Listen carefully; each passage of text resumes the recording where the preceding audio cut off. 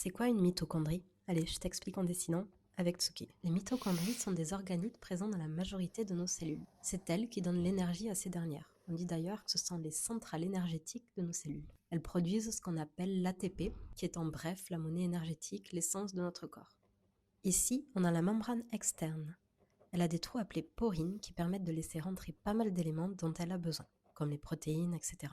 Ensuite, on a la membrane interne qui est plus sélective. C'est elle qui forme les crêtes qu'on voit et qui ont cette forme pour augmenter la surface disponible. Cette membrane interne contient la chaîne respiratoire, l'ATP synthase qui fabrique de l'ATP et des transporteurs très précis qui contrôlent chaque entrée-sortie d'ions et de molécules. À l'intérieur de la mitochondrie, on a ce qu'on appelle la matrice mitochondriale. Dans cette matrice se déroule le cycle de Krebs.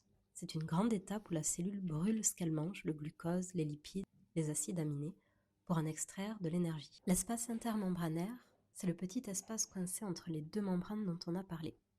Il sert surtout de zone de stockage temporaire pour les protons.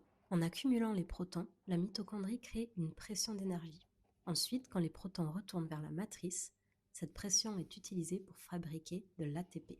Les mitochondries contiennent aussi leur ADN. Elles contiennent un ADN circulaire. Ce qui est intéressant, c'est qu'on pense que cet ADN viendrait d'une ingestion de bactéries il y a quelques milliards d'années. On pense qu'à l'époque, une cellule primitive eucaryote ancestrale aurait internalisé, donc mangé, une bactérie aérobie. Mais au lieu de la digérer, les deux se sont mutuellement adaptés et auraient évolué ensemble en mode symbiose. Deuxième fun fact incroyable, l'ADN mitochondrial est transmis uniquement par la mère.